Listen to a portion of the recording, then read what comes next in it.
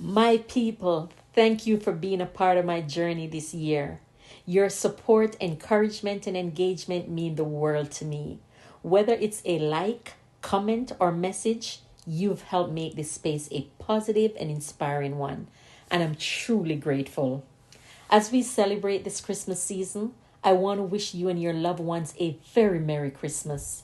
May your days be filled with love, joy, peace, laughter, and may the new year bring even greater blessings.